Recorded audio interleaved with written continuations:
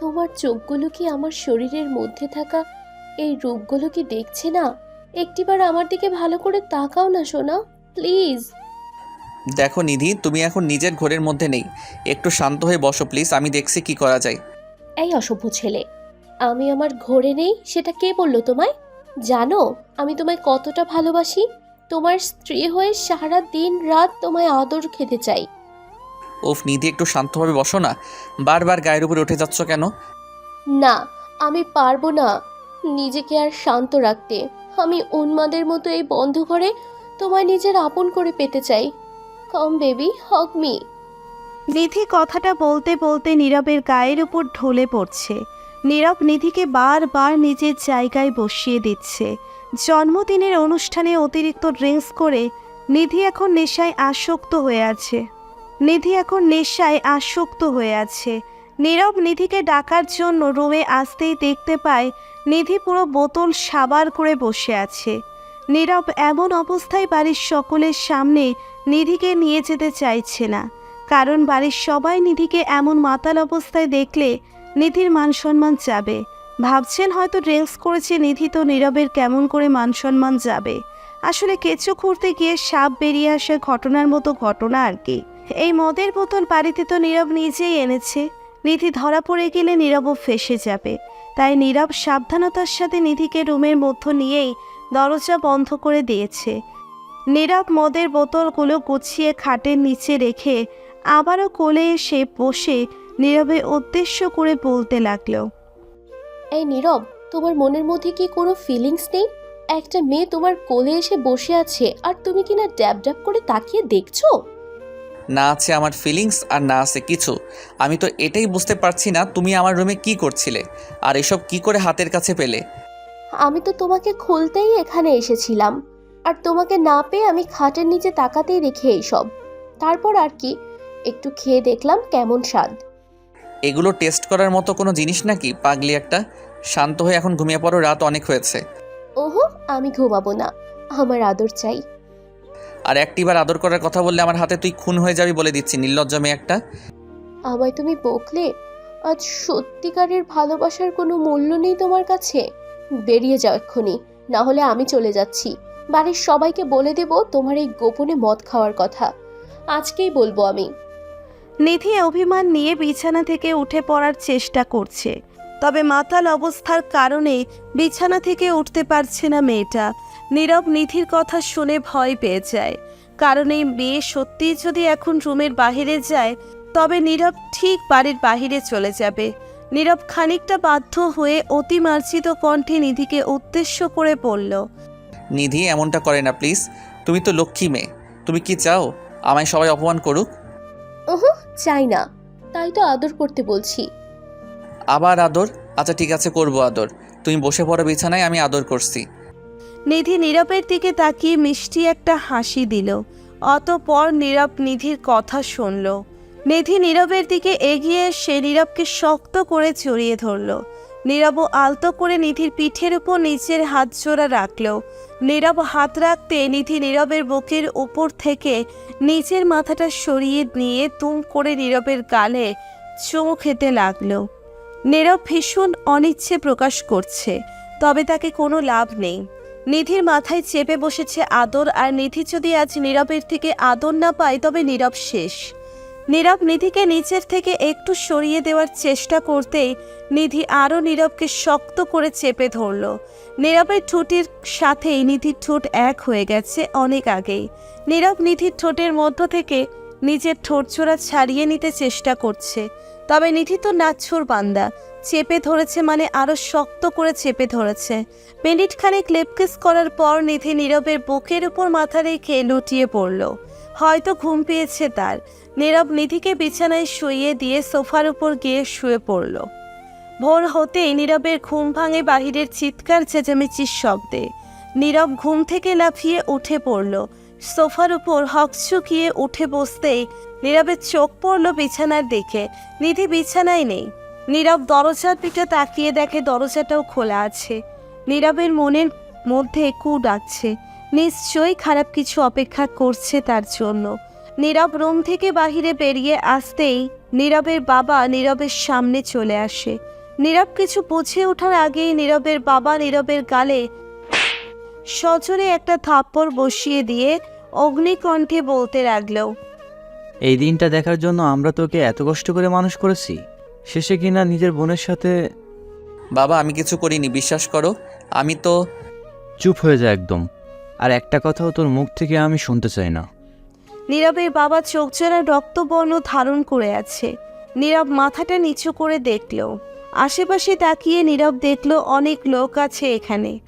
নীরব ভালো করে তাকাতেই দেখতে পেল নিধি একটা কোণে বসে আছে। চোখ মেলে টপটপ করে জল গড়িয়ে পড়ছে তার। নীরবের মা নিধিকে সান্ত্বনা দিচ্ছে। নীরব কোনো কিছুর মানেই যেন বুঝতে পারছে না। পরিবেশটা নীরব ও থমথমে হয়ে আছে। হঠাৎ করে সকল নীরবতা ভেঙে নীরবের কাজিন সবাইকে উদ্দেশ্য করে বলতে লাগলো, ক্ষমা করবেন, আপনারা বড়রা যা সিদ্ধান্ত নেবেন তাই হবে। তবে একটা কথা বলতে চাই আমি, নীরব যখন নেশার ঘরে নিধির সাথে অশ্লীল কাজ করেই ফেলেছে, তখন আর এটাকে নিয়ে বাড়াবাড়ি করার কিছুই নেই। ওদের দুজনকে বিয়ে দিয়ে দিলেই ভালো হয়, এতে করে আমাদের সকলের সম্মান বেঁচে যাবে। রাজির কথাটা শুনে নিধি মুচকি হেসে ফেলল। মনে হচ্ছে সে যেন একটা বিশাল যুদ্ধ জয় করে ফেলেছে। নীরব তো নিধির সাথে কিছুই করেনি।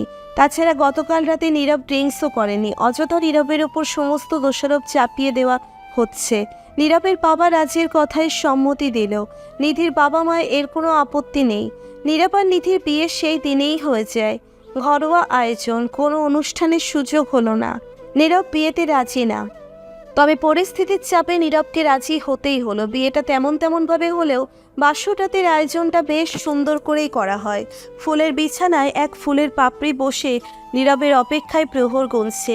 নীরবকে অনেক জোর করে বাসর ঘরে পাঠানো হলো। নীরব মন খারাপ করে বাসর ঘরে প্রবেশ করতেই নিধি বিছানা থেকে নেমে নীরবের কাছে চলে আসলো। নীরবের কাছে এসে নিধি নীরবের পা ধরে সালাম করতে নিতেই নীরব পা পিছিয়ে নিয়ে নিধিকে উদ্দেশ্য করে বিরক্তিকর কণ্ঠে বলতে লাগলো, এসব কোনো ধরনের নাটক হচ্ছে নিধি। আর কেউ জানুক আর না জানুক, তুমি তো জানো গতকাল রাতে আমি তোমার সাথে কিছু করেছি কিনা। সত্যিটা সবাইকে বলে দিলে না কেন? সত্যিটা বলে দিলে কি আমি তোমায় নিজের করে পেতাম? আমার শুধু তোমার লাগবে, এবার যেভাবেই হোক না কেন। ও আচ্ছা, তার মানে আসল ব্যাপারটা হলো এটা, তুমি ইচ্ছে করে আমার সাথে এমন করেছো তাই না? ইচ্ছে করেই করেছি। তাতে কি হয়েছে? ভালোবাসার যুদ্ধ, এই দুয়ে কোনো নিয়ম চলে না। তাই বলে নিজের ভালোবাসার মানুষটিকে সবার সামনে অপমানিত করবে?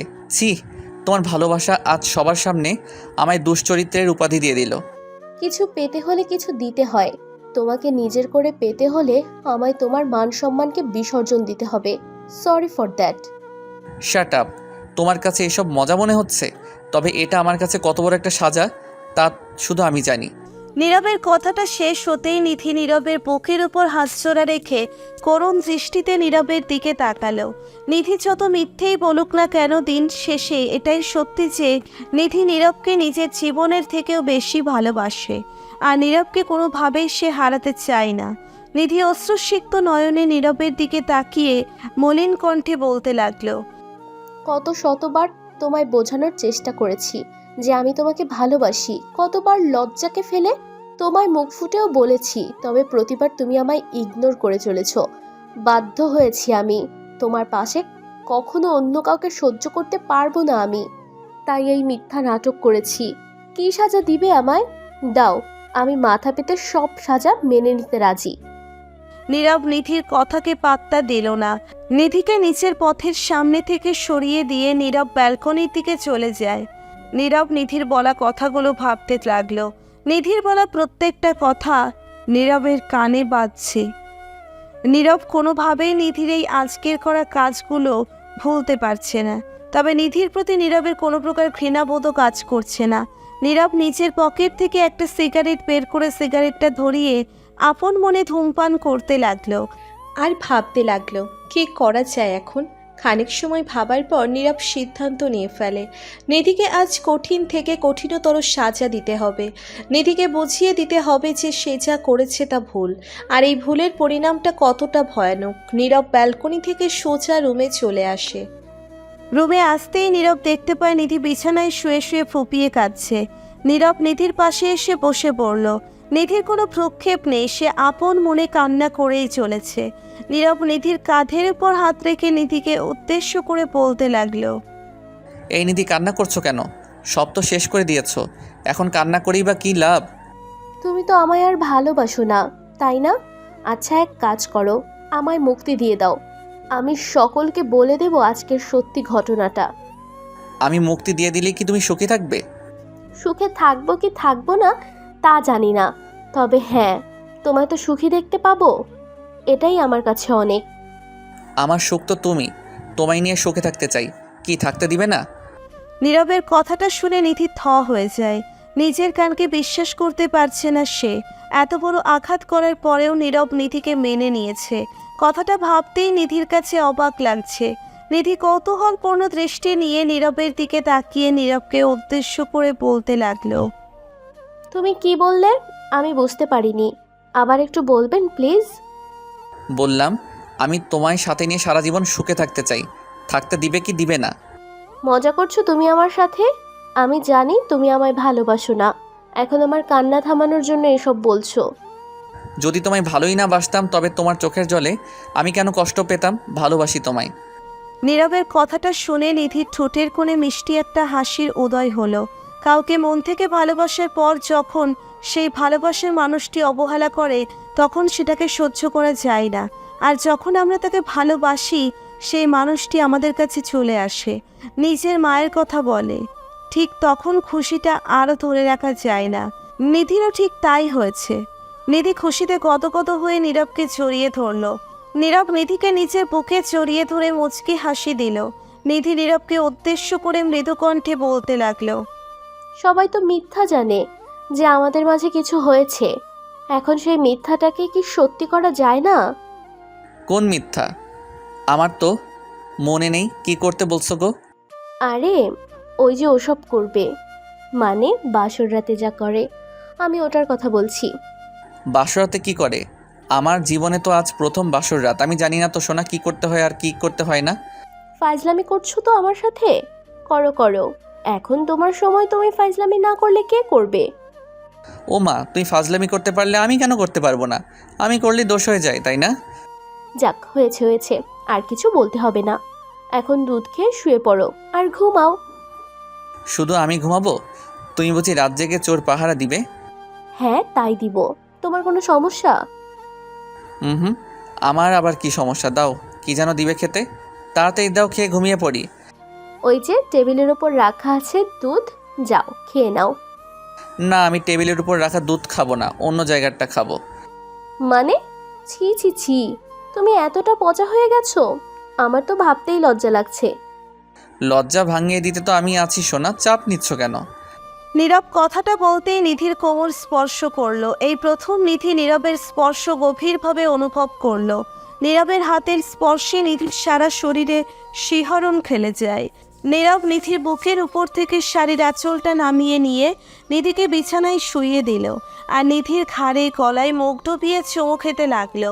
নীরবের ভালোবাসার ছোঁয়া পেতেই নিধি কোনো প্রবলভাবে ব্যাকুল হয়ে পড়ল। এই ভালোবাসার স্পর্শ নিধির রোজ চায়, প্রতিটা মুহূর্ত চাই। নিধি আর নিজেকে দমিয়ে রাখতে পারল না, সমান তালে নীরবের সাথে রেসপন্স করতে লাগলো। দুজন ভালোবাসা আদান প্রদানে উন্মাদের মতো করছে, আদর করতে লাগলো। ভোর হতেই নিধির ঘুম ভেঙে যায় কোনো এক অজানা কারণে। ঘুম ভেঙে যেতেই নিধি দেখে সে তার প্রিয়জনের বুকে শুয়ে আছে। সেটা নিধি আজ প্রথমবারের মতো উপলব্ধি করছে। নিধি আরো শক্ত করে নীরবকে জড়িয়ে ধরতেই নীরবের ঘুম ভেঙে যায়। নীরব ঘুম ঘুম কণ্ঠে নিধিকে উদ্দেশ্য করে বলতে লাগলো, আমার আদরে পাগলিটার কি ঘুম ভেবে গেছে? জি জনাব, সারা রাত তো আপনি একা জ্বালিয়েছেন, আর এখন স্বপ্নে এসেও জ্বালাচ্ছেন, শান্তির আর ঘুম হলো কোথায়? আজে বাজে চিন্তা মাথা থেকে ঝেড়ে ফেলে দাও, ঘুম শান্তি মতোই আসবে। কখনো ছেড়ে যাবে না তো নীরব? বিশ্বাস করো, মরে যাব আমি। এই জন্মে তো নয়, আবার যদি পৃথিবীতে আসি তবে তোমাকেই চাই। কথাটা বলতেই নীরব নিধিকে বুকে আগলে নিল। ভালোবাসা সত্যিই সুন্দর, যে ভালোবাসা খুব সহজেই পাওয়া যায়, তার কোনো মূল্য থাকে না। ভালোবাসা মানেই কষ্ট, শত কষ্টের পর ভালোবাসা পুরে খাঁটি হয়।